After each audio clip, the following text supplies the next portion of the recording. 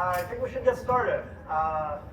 It's nice to see all of you. So, what I want to do today is to say more about rotational motion. I suspect that after today's lecture, the present homework, which is due on Wednesday, not tonight, we're shifting to a Wednesday deadline for homeworks instead of Mondays.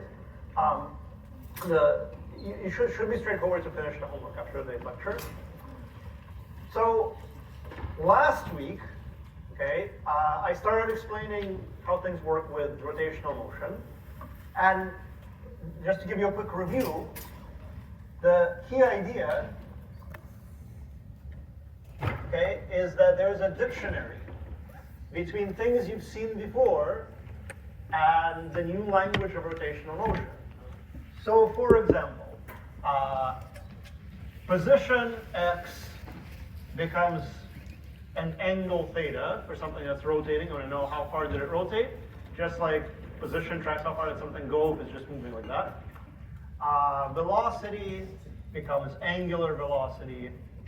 Acceleration becomes angular acceleration. I haven't said much about it yet, but I will. Force becomes something called torque. And let's see, what else did I want? So I'll start a new column. Mass becomes something called moment of inertia. Okay, so these are all lessons. Okay, so I'll say more about moment of inertia in a minute. And just like you had formulas like kinetic energy is a half mass velocity squared, and that was a useful thing to keep track of, there's a way to write kinetic energy in terms of angular things so that you can keep track of the energy stored in the motion of a rotating object. So the kinetic energy of rotation is a half times the angular version of mass, which is moment of inertia, times the square of the angular version of velocity. Okay? And the reason that we didn't start the whole semester with angular motion is that, mass has a slightly intuitive meaning. You sort of point at an object and say mass is proportional to the number of atoms it has, and that's about it. But moment of inertia is weirder. Okay?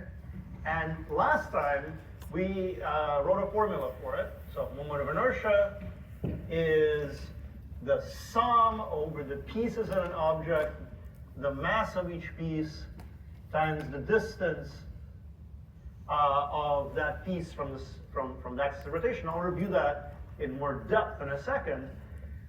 And we talked about how to calculate moments of inertia in situations like this, for example. So suppose I have two heavy weights connected by a very light stick whose mass I can ignore, and this has a mass m, and this has a mass m, and let's say I rotate it around this point, like around this object. Okay, this is the axis, and then it goes like this. Okay, and so the way you would use that formula to calculate the moment of inertia is you would say, okay, I have this piece, it's got a mass of m, times its distance squared from the axis of rotation, which is 0, plus the mass of the other piece, times its distance from the axis of rotation, let's call that L, squared. I'm just using this formula. So we get an answer. So this is like a nice, easy case, okay? But rotating objects come in many forms. And one of them would be like a dog chasing its tail, right? It's a rotating object.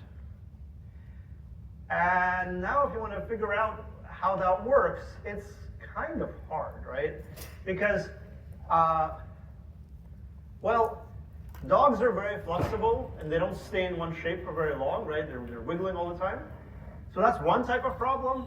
Another type of problem is just that even if the dog wasn't changing its shape the entire time as it's trying to chase its tail, it's a very complicated shape. So if you imagine partitioning a dog in your head, to be clear, into many, many, many little pieces, and adding up the mass of the pieces based on the distance from some axis, I mean, good luck with this. It's very hard. Okay. So what I want to do is explain how to do that kind of thing in examples that are in between the difficulty level of just a mass here, a mass there, and that's it, to a dog. Dogs are complicated, okay? But there are objects that are like not as complicated as dogs, which we can figure out the answer. So let's do that. And our first example, okay, let's see if I can get a marker that works. Okay, it's going to be I don't know how to pronounce this word, Dachshund. Okay, so basically the sausage dog, right? So it's the dogs that kind of look like this.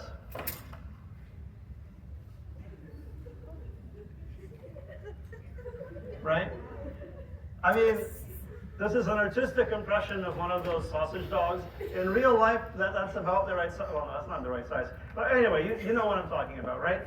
So, and imagine that this dachshund, you know, it's elderly, it's not very flexible, but it wants to chase its tail being this abstract point there. And so it's going to try to chase its tail by rotating around its midsection.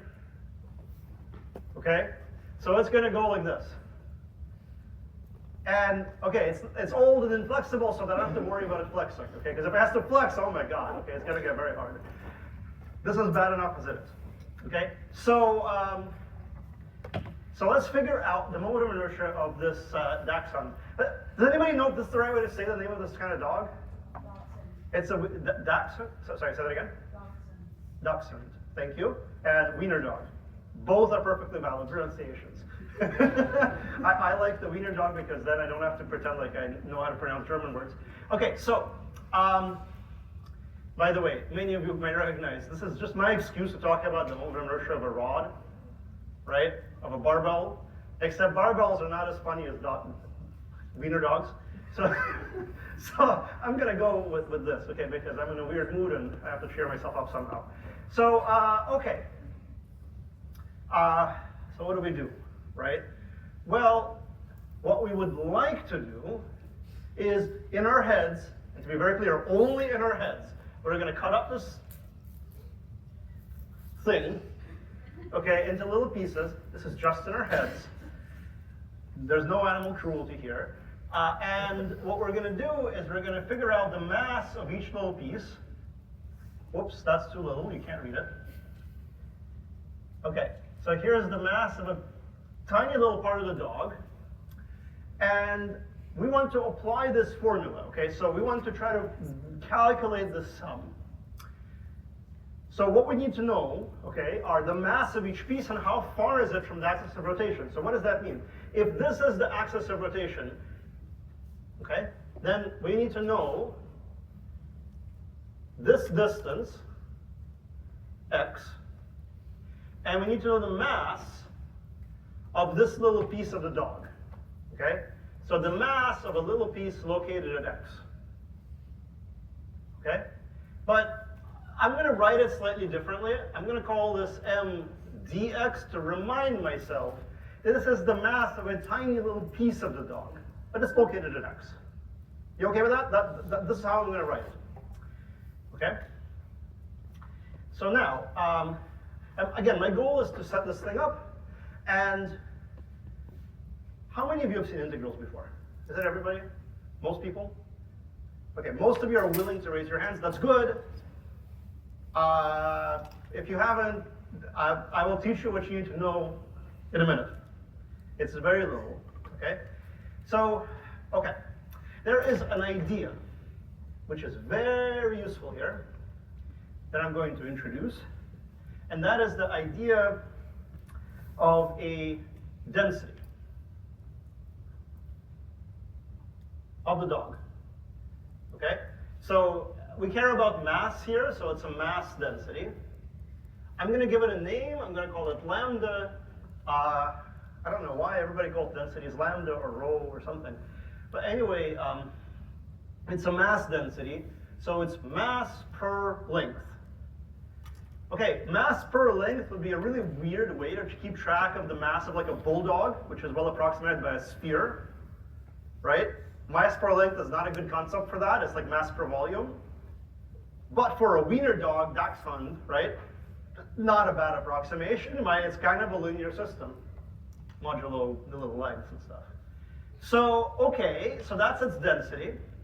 So what is the value of this concept? The value of this concept is if I have a little piece of the dog, again, only in my head, this is not going to go well, m of dx, of that little imaginary piece of the dog, is lambda dx, where dx is the length of the piece in question, right? Because if you're basically saying like, well, the units of this make sense, right? So this is mass per length times length, so it's mass.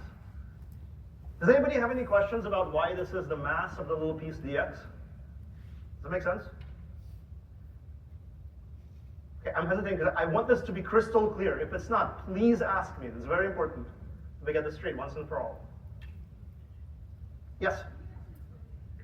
Sure, I didn't really explain it. I just wrote it down and looked at you as if it's obvious. So sorry about that. So, okay.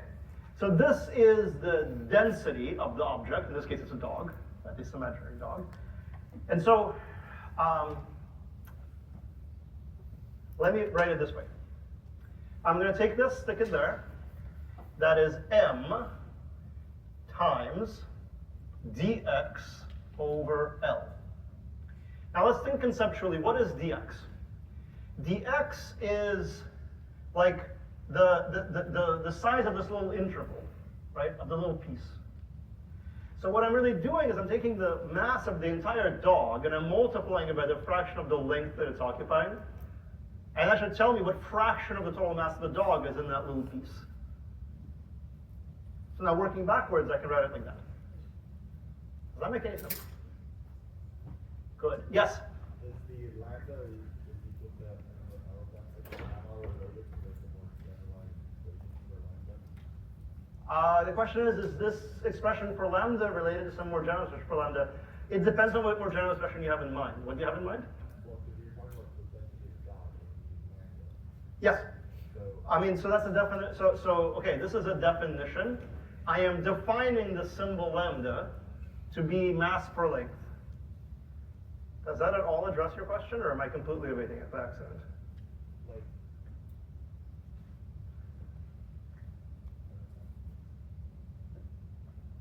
Okay.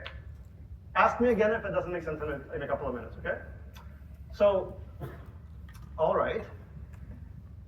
So, well, hopefully it's clear why I'm bothering with this, because like I want to use this formula, okay?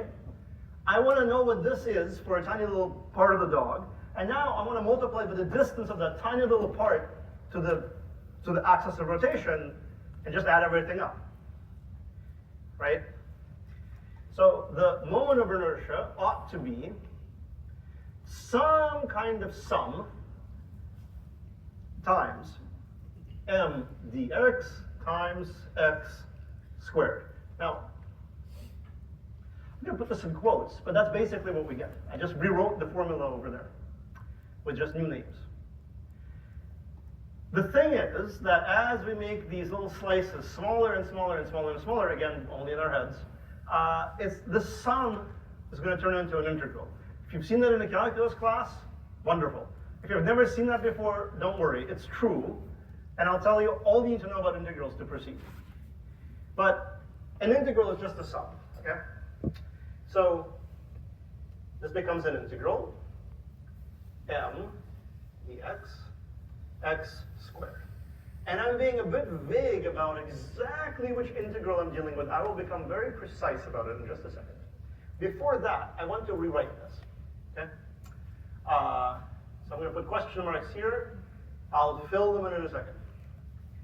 So what is this? It's the integral of, over there, m over L dx x squared. This is all inside the integral. And again, I'm being vague about what's going up on the two bounds of the integral. And now this is written in a form which may be annoying to your calculus instructors. So let me write it in a way that I think most calculus people like more.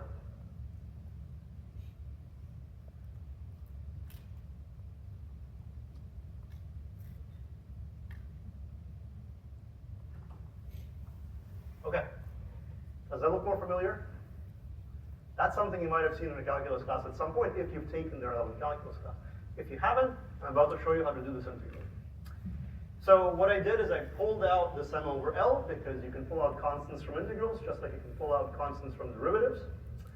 And then over here we have to say, what range of x's are we interested in?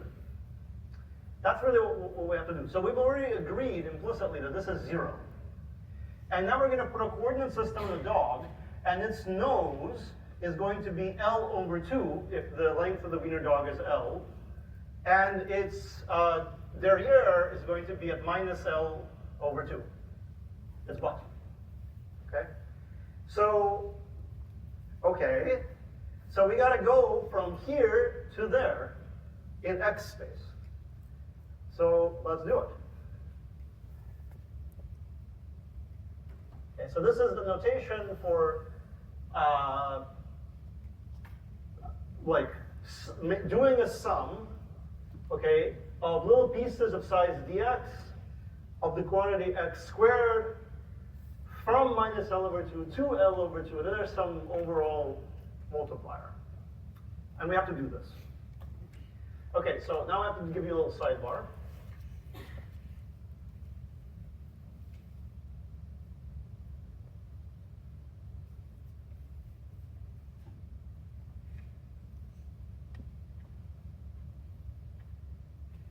Okay, so I'm writing down the integral formula, which if you have taken a calculus class where this has been shown to you, you might know how to prove it. And if you haven't, don't worry. All you need to know is this and also what it means. So what it means is this.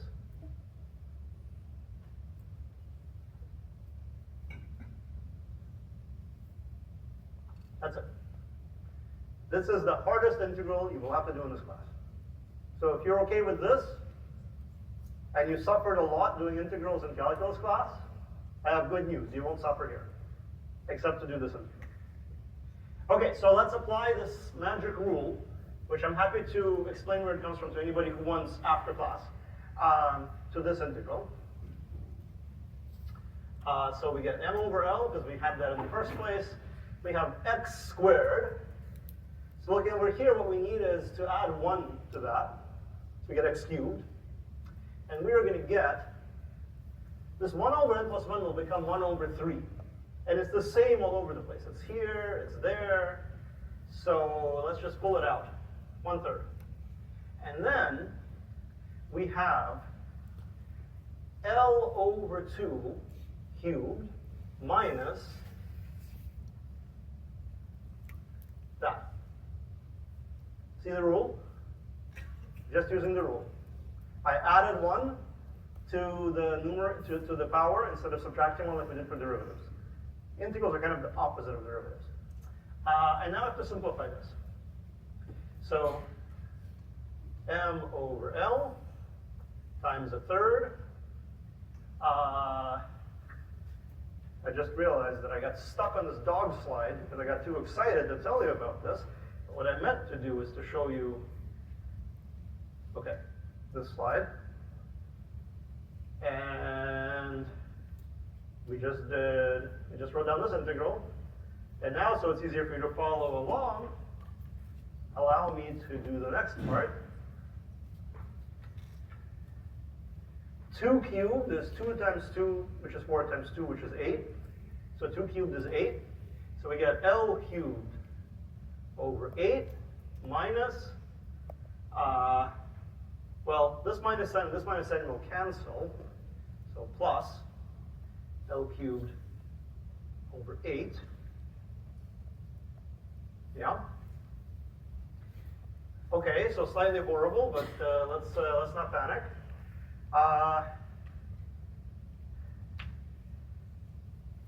Okay.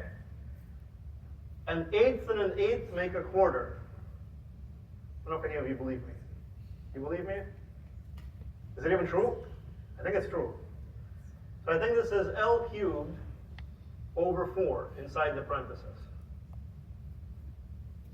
Try it for yourselves if you don't believe me. So I am going to write the result over here so that it's more central.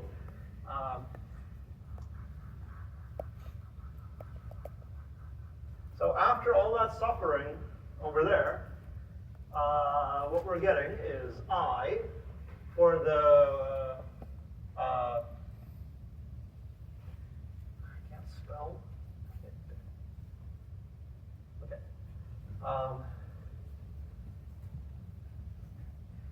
M over L times 1/3 times L cubed over 4.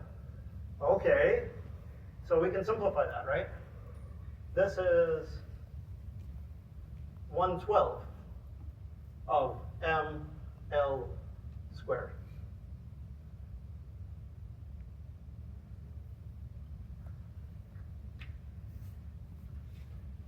Okay, it's a lot of work. I have to say, once you do this work once, maybe two times or 3 times, you will discover that it actually is very fast, that I intentionally went much slower than you will once you're used to this kind of calculation. Before I proceed, do you have any questions? Yes? I guess I can put that, in the L. Yes? Is that just related to how density works? Yes, it's just the idea of how density works. Density is a useful, I don't know if there's any CS majors in the room. It's like useful syntactic sugar, okay? You don't have to use this concept. It's just that, boy, do I find it useful to keep myself organized. But like, if you were sufficiently fast and clever, which I'm personally not, you could just shortcut doing that. But it's a very useful concept to keep around because it lets you organize yourself a little better. So CS people would say that it's a syntactic sugar thing. Okay, I don't know if there's any CS people here, or if that term is actually used these days by CS people. I see people shaking their head no. So, or so maybe yes. Okay. Anyway, okay, so lots of suffering with integrals, so we get the answer for a Dachshund. Wonderful. Well, just to show you that these things are faster once you know how to do them, I want to do it one more time. I'm sorry to make you suffer, but I just want to make sure that you know how to do this, and you can do it on request. So imagine that you have the following situation. So we have the same poor Dachshund.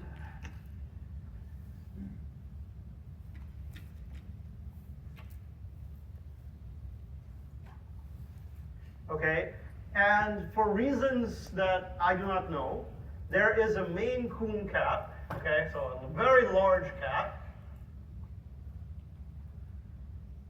okay, who has grabbed this Dachshund by its rear and is now going to rotate it like that. Okay, so this is, I mean, purely an imaginary situation. It would never happen. So now we imagine the Dachshund is rotating not around its midsection, but around its tail, which is very sturdy, and the Dachshund is not feeling pain, don't worry. It's imaginary anyway, okay? So now the question is, what is the mode of inertia of the Dachshund in this situation? Okay, so let's do it. You will see that once you've done all of that, this calculation is not hard. Because what we need to do is we say to ourselves, okay, this wiener dog has a length of L, just as before. And it has a mass of M, just as before. And the only difference is, where is the axis of rotation? Okay, it's rear end, right? Right here. And so, when we put a coordinate system on the thing to set up the integral that we had before, this is the x direction, right? But the origin is now going to be there, not in the middle. So, when we go to calculate the moment of inertia around the tail, not the midsection, it's the same as before. Everything is the same, right? The density is the same. The thing you're adding up is basically the same. The only difference is the 0 point has moved, because that's the 0 point for your coordinate system, the origin, is where the axis of rotation is, because that's where you're measuring distances from. That moved, which means that this expression is almost right, but it isn't actually right, because this expression assumes the 0 point is in the middle, but it isn't. So, I can take that expression, I can copy it over here,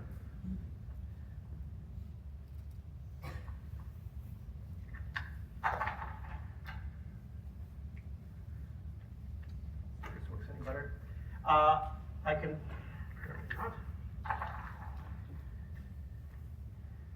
and I can write x squared dx. Oh, I don't know if that's an improvement. And now we go from 0 to L, from the tail to the head. Right? That's the only difference. So let's see if any of these fancy markers actually look nice. Okay. So we do this integral. We get m over L times 1/3, same as before. And then L cubed minus 0 cubed. I just applied the integration formula from before. Well, this is easy, because the 0 cubed just drops out. And so, this entire thing becomes 1/3 mL squared.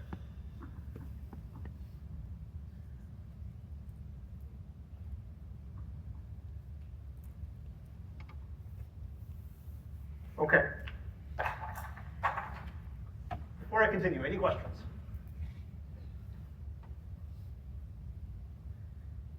Have I just killed everybody by doing calculus on Monday? I hope not.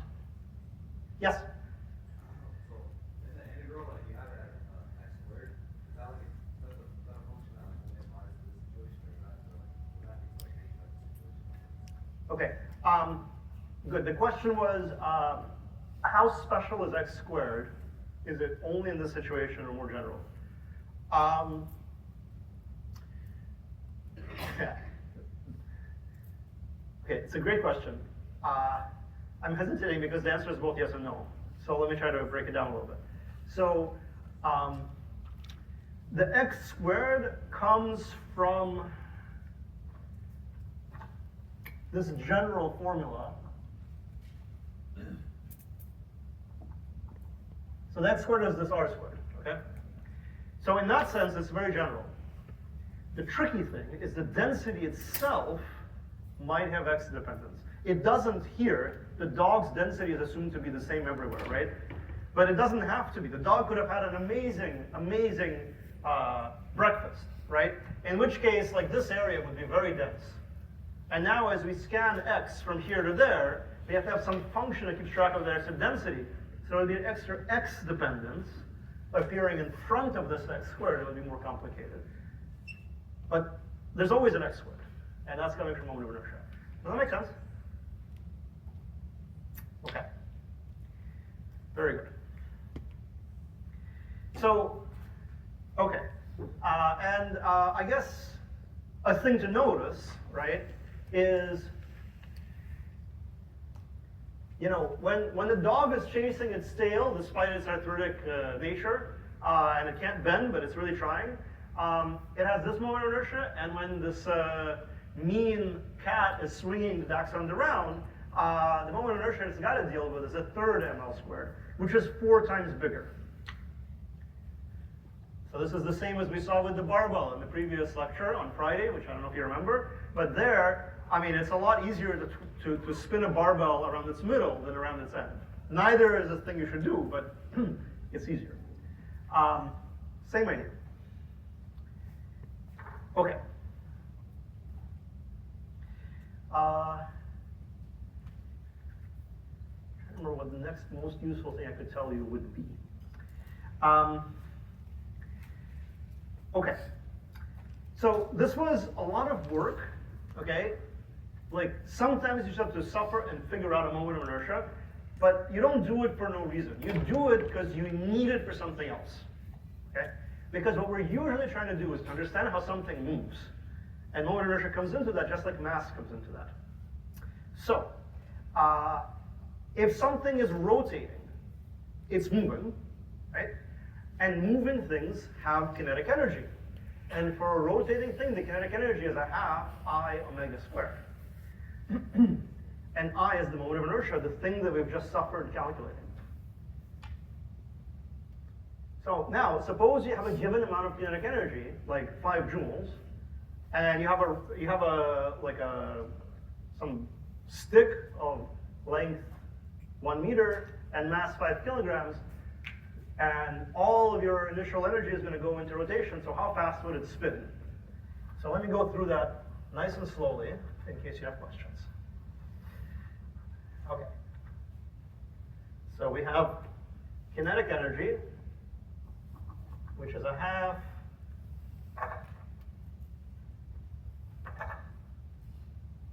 I omega squared.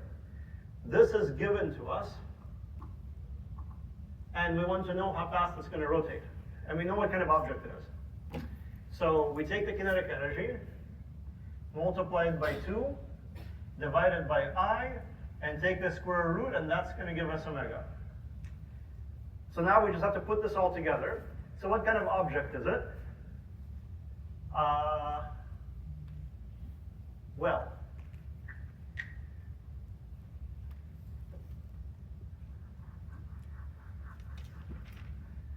okay. So if the thing is rotating around its what do I call it? Center. Okay. Then we have a 12 ml squared, and I around the end would be a third ml squared. So we can work out what these are. Okay, so mass is 5 kilograms, length is 1 meter. So this is 5/12 in some units, I'll figure out in a second, kilograms meters squared. And this thing is 5/3 kilograms meters squared. Okay, so kind of ugly numbers, but so be it. And now I'm going to plug it in here. So if the thing rotates around the end, maybe I'll do that one. Then what are we going to get? So the kinetic energy is 5 joules in this problem. Is that what I claimed? Yeah, 5 joules. So we're going to get 5 joules divided by, oops, no, times 2, because there's a 2. And now we divide by 5/3 kilograms meters squared. So joules are kilograms meters squared per second squared. So the kilograms will cancel, the meters squared will cancel. We'll get 1 over second squared inside the square root, so we'll get 1 over seconds when the smoke clears, so the units are correct. Okay, so this is, the 5's cancel, the 3 goes up, so this is something like square root of 6 radians per second. Is that what I got? Really? Okay, it's amazing. Sorry, I'm always amazed when I actually get arithmetic right on the board, because that rarely happens. Okay. So that's where those magic numbers came from. Okay, I just did it for one of them. I suspect watching me do it for the other one will be utterly stultifying because it's just arithmetic. But this is how you would use this information. It's an example of how you would use it. Okay, so if you have a bigger moment of inertia, for a fixed kinetic energy, you're going to rotate slower. Just like if you have a given amount of energy, there's a bigger mass, you go slower. Questions about this? Okay.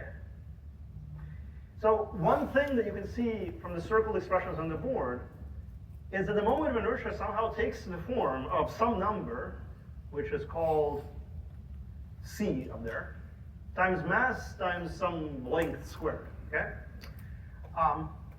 The number c depends on the geometry. M is just the mass of the object, and L is somehow like the size of the object perpendicular to the rotation axis. That's one way to think about it. But if you actually want to use this, you need to know what c is. And how do you figure it out? So for the simplest objects, like a stick or a wiener dog, okay, you can just do it, okay? You just do the integral. It's a little bit painful, but it's not that bad.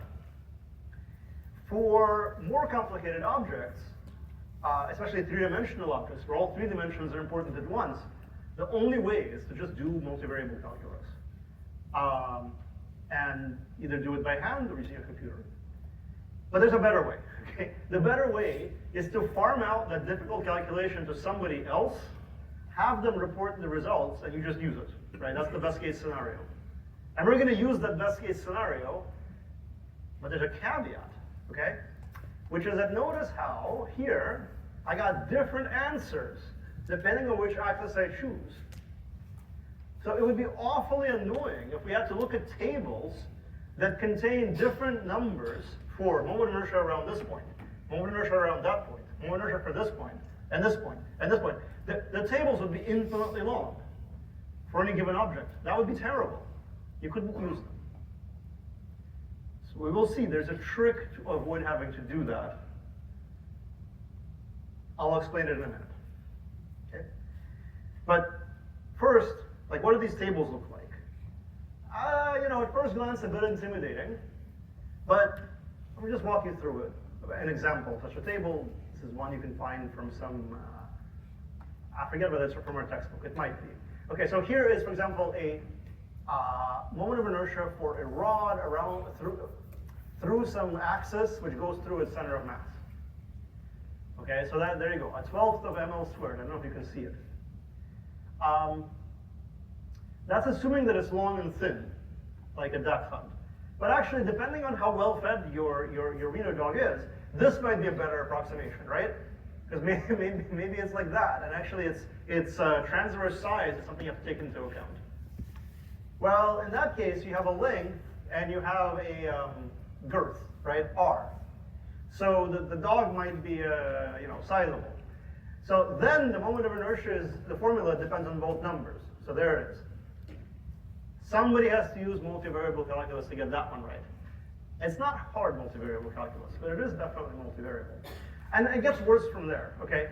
If you have a thin spherical shell, so all the mass, so it looks like a ball and all the mass is on the outside, then the moment of inertia is 2/3 mr squared, where r is the radius. If it is a ball, which is like uniform and there's mass everywhere in the interior in a uniform way, then you get 2/5 as the prefactor, and then it goes on and on and on. But one thing you might notice is every one of these examples shows an axis going through the center of mass. And that's not an accident. People calculated once and for all for an axis that goes through the center of mass, and then the user has to convert it to the axis that they actually care about. And there's a tool to do that. However, before explaining that tool, I just want to give you another example, because we just had way too much like very general math. Before I give you a theorem, which is what I'm going to give you for how to use these tables, I want to give you an example to help you understand how things roll down a hill. Okay? So before I draw anything on the board, let me explain the setup. We have two inclined planes, they are identical, and we have two different balls. One of them is a solid ball, one of them is a spherical shell, so it's an empty ball. They have the same mass and the same size. So the question is, which one rolls to the bottom first? Okay. And here I have tabulated the magic numbers C, which tell you what the moments of inertia are. So let me set up the problem, try to work it, and see what you all think about it.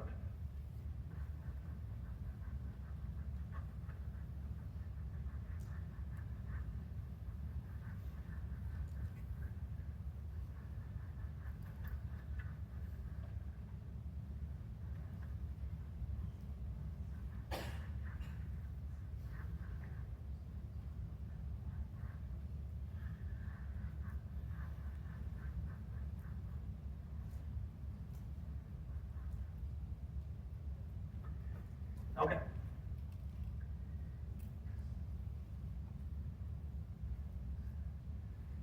So let's say I have a ball up here, and it's going to roll down the hill without slipping. Okay. And let's say that this inclined plane has a height of h. Okay. Starting from rest. So to understand the motion, the thing that we should keep in mind is first,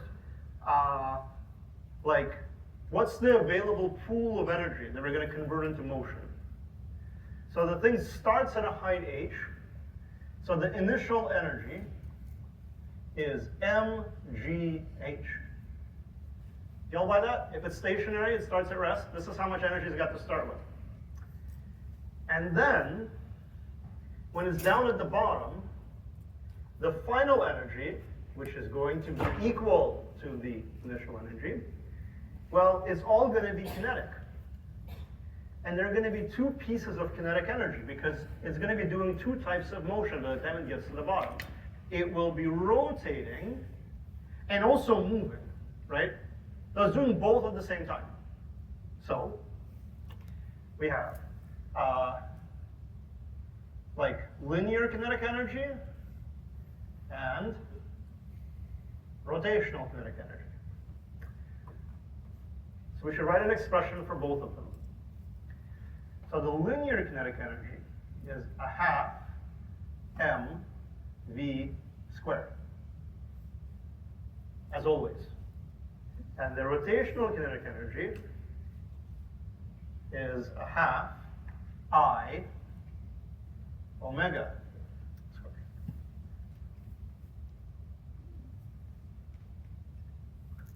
All right, so in principle, this looks like it might be handy, so now we set that equal to mgh.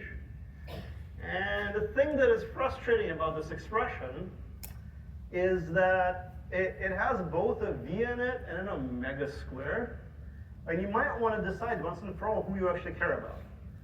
And for this kind of problem, if you're thinking about a ball that got moving, rolling, okay, because it rolled down a hill, you don't really care typically how much it's rotating, right? You care about how fast it's coming at you. So V might be more important from that perspective. So let's say that we care more about V than we care about omega. This is in our head, right? Nature doesn't really care what we do. But let's say we care about V. So we're going to try to figure out V. Somehow in terms of omega. Well, it's a ball. So the center of mass of the ball is in here. And this is its radius. So the velocity, standard velocity is equal to the angular velocity times the radius. So I'll remember that? We had that formula before. It'll be on formula sheets in case you're worried. So that means that omega is equal to V over R. Okay, so in principle, we could plug that in, and now omega doesn't appear directly. But we also need to know I. So I, the moment of inertia, is C m R squared. And C now depends on exactly what kind of ball is it. Is it a spherical shell? Is it a solid ball? I mean, the numbers are different, but the shape of the eye looks the same. So let's put it together and try to calculate V.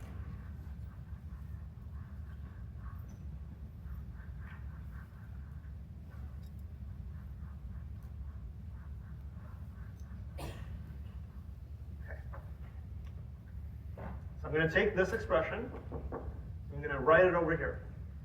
mgh is equal to 1/2 mv squared, okay, plus 1/2 c m r squared times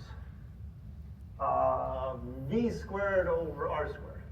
So what I just did is I replaced I with this thing, and I replaced omega squared with the square of this thing. Okay? And now something nice happens. The r's cancel. And I could solve this equation for v. Okay, so to do that, it's a little easier to prepare first, right? So we have 1/2 m plus 1/2 c m all times v squared. Did I miss anybody? I don't think I did. So this is mgh. Okay, so the m's will cancel. So I gotta simplify this. So v squared is going to be